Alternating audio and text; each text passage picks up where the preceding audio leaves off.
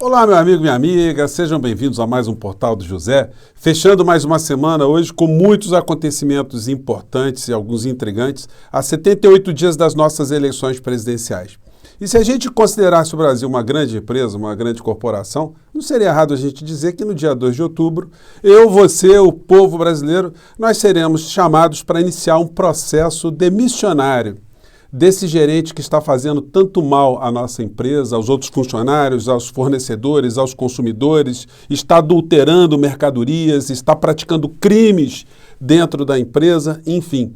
No dia 2 de outubro, a gente começa esse processo. E se for de justa causa, quem comete atos que vão ali para a direção da justa causa, acaba tendo também dívidas para com a justiça e vai prestar contas também perante a polícia também, né? Então são essas as questões que estão como pano de fundo daqui até o dia 2 de outubro. Mas o que é que está acontecendo?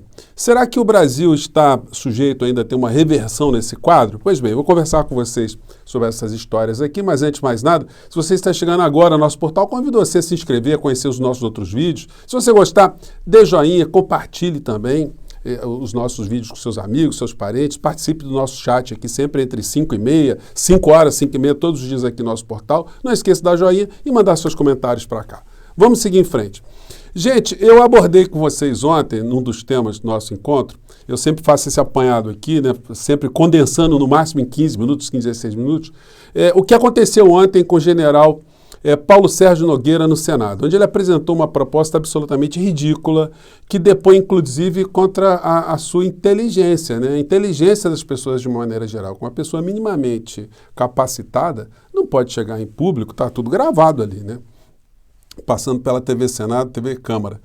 Uma aberração como a que ele apresentou, uma sugestão de se ter no dia da votação a urna oficial, do lado uma urna fake, para uma urna auxiliar, uma urna reserva, e depois também um ambiente para colocar ali o voto impresso. Ninguém perguntou para ele, porque ali só tinham pessoas bolsonaristas nessa audiência, o que aconteceria se alguém vota oficialmente num candidato e só de molecagem vota em outro na urna fake, na urna auxiliar, e depois vota ainda no papel de outro modo. O que ele ia sugerir? Que as eleições no Brasil estão todas corrompidas? Ou que elas não são confiáveis? Gente, de uma situação tão vexatória que não dá nem para a gente classificar se essa gente tem algum tipo de inteligência. Porque, vamos nos lembrar, né? O Exército, Marinha e Aeronáutica tem serviços de inteligência. Nós temos no Brasil a ABIN, que é uma agência de inteligência. Então, quer dizer que ao longo desses anos todos, essas agências nunca detectaram nada. E agora querem que o Tribunal Superior Eleitoral apresente provas que o sistema ele é infalível. Gente, é uma esquizofrenia, mas é uma esquizofrenia de má fé. E aí tem uma coisa muito importante para a gente considerar, né? Eu vi uma coluna hoje da Vera Magalhães, que escreve em alguns jornais, né? E ela vai na direção daquilo que eu tenho dito para vocês. O texto é esse aqui. O vexame das Forças Armadas. Vera, não é o vexame das Forças Armadas. O vexame é desses lacaios, desses altos servidores públicos, esses auxiliares do APD Otamor, que estão fazendo. Eles, de fato, arrastam as Forças Armadas. Mas a gente não tem que ter receio de criticar e de falar essas coisas duras para essas criaturas, porque eles são servidores públicos que são pagos pelo povo brasileiro. E a gente não tem que ter receio de cobrar funcionário. Gente, eu fico impressionado com as coisas que estão acontecendo aqui no Brasil. A gente, às vezes, perde muito a mão, né? E muitas pessoas ficam com medo dessa gente. E quanto mais você empodera os dementes, quanto mais a gente fica sem desmoralizar o que eles estão fazendo, mas eles acham que eles têm condição de trafegarem nus sem que a gente se choque com as coisas que a gente está por ver, né? Ou está vendo. Então, a Vera faz esse registro dessa situação bizarra que foi apresentada, mas o general está tendo seus 15 minutos de fama, né? Ele está aparecendo em vários jornais, né? Mas de uma forma negativa, né? Defesa repete Bolsonaro e põe em dúvida a segurança das urnas. Enfim, esse discurso de servidores públicos que estão manchando, sim, a reputação das Forças Armadas. O que deve ter de general que está incomodado com isso, gente com boa formação, gente com leitura, gente com consciência, com responsabilidade.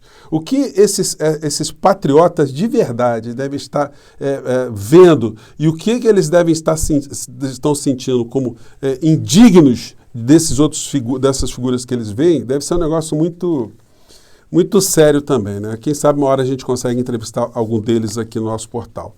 E aí os jornalões vão atestando algumas coisas que eu tenho salientado aqui de forma permanente, né?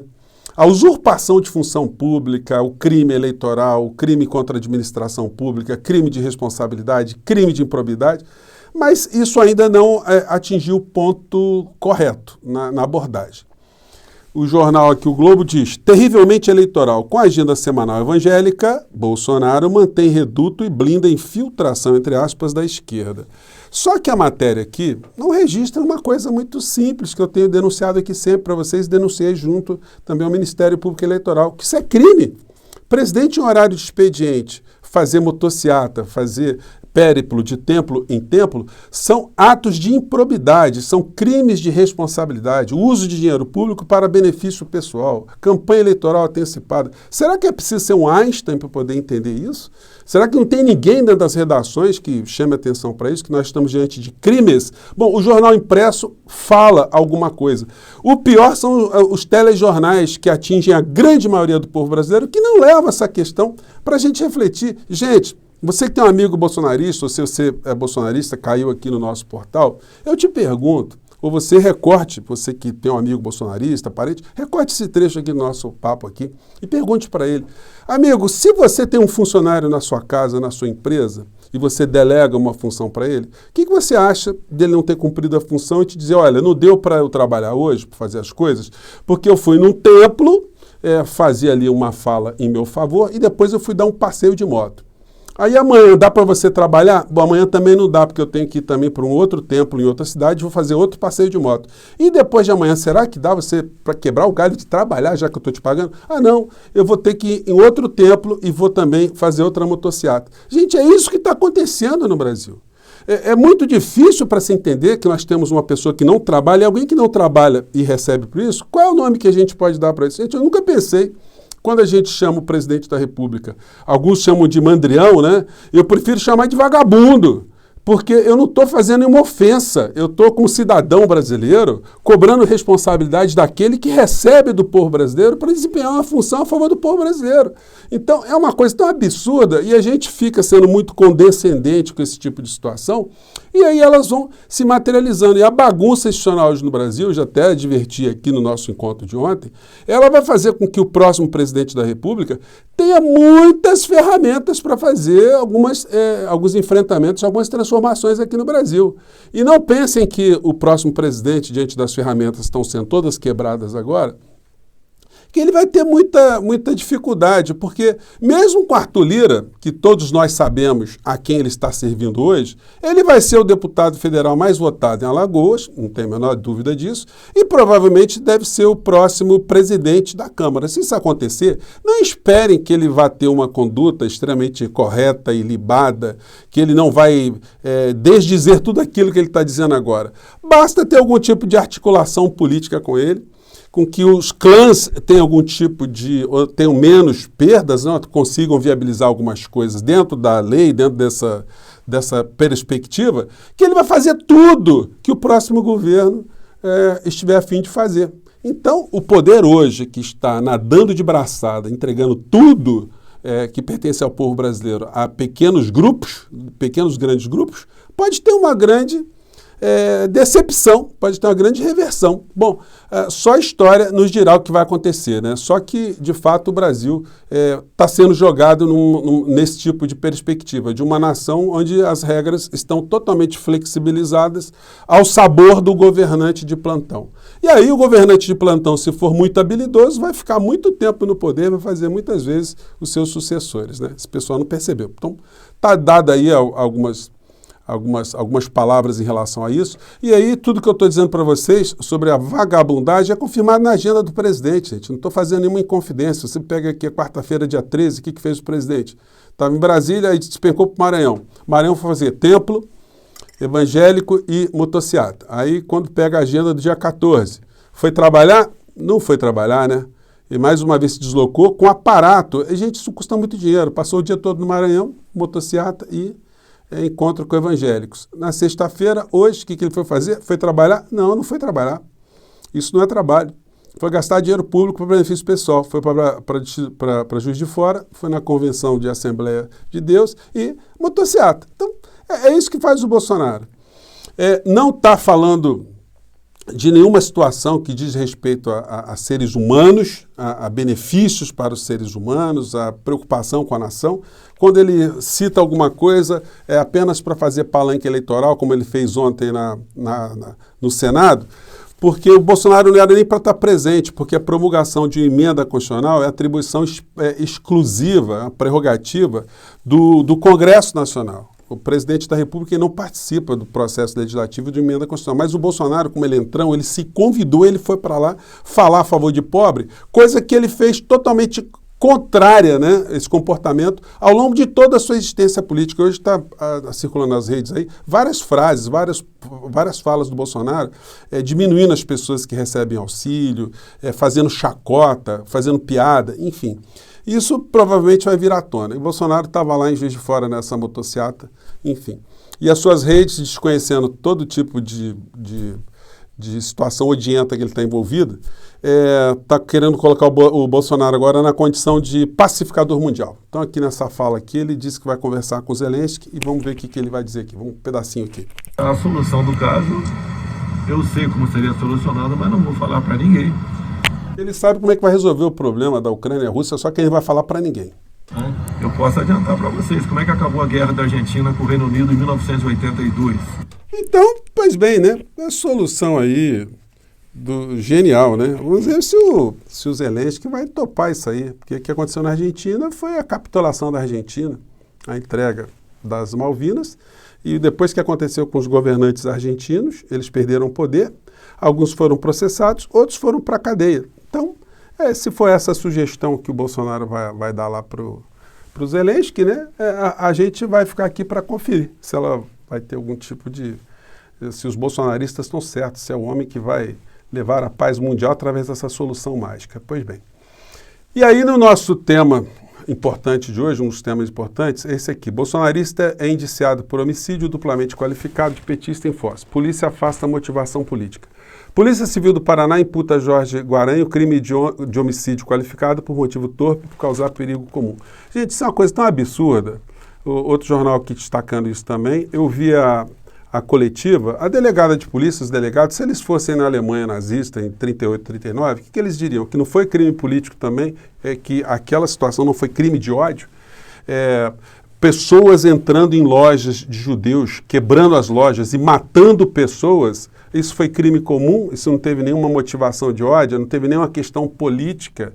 Os partidários do senhor Adolfo que estavam fazendo isso, estavam fazendo apenas porque tiveram uma má noite, tiveram uma discussão? Então, gente, isso é desrespeitar a memória do Marcelo Arruda, tentar perverter a realidade. A qualificação técnica de ter sido um homicídio qualificado, perfeito, mas a delegada dizer que não teve motivação política é querer brincar com a inteligência de todos nós, é querer proteger o presidente da República. E mais, né, eu tenho dito para vocês que o assassino está vivo, ele tem que ser ouvido assim que ele sair dessa, e o material dele, o telefone celular, tem que ser verificado, tem que ser periciado para saber que tipo de conversa, que tipo de articulação política, com quem que ele conversava, qual era o propósito de algum grupo que ele participava. A sociedade tem que saber que se ele foi influenciado ou não, se o crime foi político ou não, se o Bolsonaro teve responsabilidade ou não. Ou será que ele vai dizer, não, o Bolsonaro não tem nada a ver de eu ser uma pessoa que eu sou, de ter praticado esse assassinato, né? E a família de Marcelo Arruda está surpreendida com isso, como a gente vê na matéria aqui. Enfim, e os jornais, telejornais que se ocupam sempre de situações ligadas a crime, também estão fazendo aqui, passando pano em cima dessa história, querendo desqualificar aquilo que o Brasil todo sabe, que foi um crime político. Isso aqui é o jornal lá do Brasil Urgente, do Datena, tá de férias. Que isso se torne violência, que divergências políticas... Aí eles tratam isso aqui como divergência política, gente. Não foi nada de divergência política, não. A questão aí foi ódio político, é diferente. Quem estava fazendo seu aniversário, estava lá com a sua família, não estava com ódio de ninguém, estava festejando, estava ali no momento de confraternização, numa data muito importante, uma data simbólica, né? 50 anos que ele estava fazendo ali. Então, quem é que teve ódio nessa história? E a entrevista coletiva da delegada ressaltou um negócio que nós não tínhamos observado também, né? Que o agressor, o assassino, ele foi no local, desafiou as pessoas, disse que ia voltar, que ia matar. As pessoas ali, os parentes, se organizaram, falaram com a direção lá para fechar o condomínio, fechar o ambiente lá, se fechou, o portão foi fechado, só que o assassino voltou, ameaçou o porteiro, forçou a porta, entrou com o carro e praticou o crime. E aí a delegada diz, não, isso foi uma coisa, foi um crime comum, uma ova, né? O Ministério Público do Estado do Paraná tem o dever de qualificar isso de forma correta e de explicar para a sociedade que sim, esse crime vai ser julgado no júri popular, mas foi um crime por motivação política, foi um crime de ódio. Embora isso não tenha uma classificação específica no Código Penal, mas moralmente é assim que eles têm que se colocar. E não enfiar a cabeça no buraco e fingir que não viram aquilo que o Brasil, que o mundo está vendo. A gente tem que fazer esse registro, quem é da área está mais atento a isso, a gente tem que cada vez mais, em espaços como esse que eu tenho aqui com vocês, de colocar esses pontos nos devidos lugares, né? Gente, eu vou ficando por aqui. O Brasil vai passar por mudanças. O aviso prévio dessa gente está preparado. E no dia 2 de outubro a gente começa esse processo demissionário, né? Eu fico por aqui, um grande abraço e até o nosso próximo encontro. Tchau!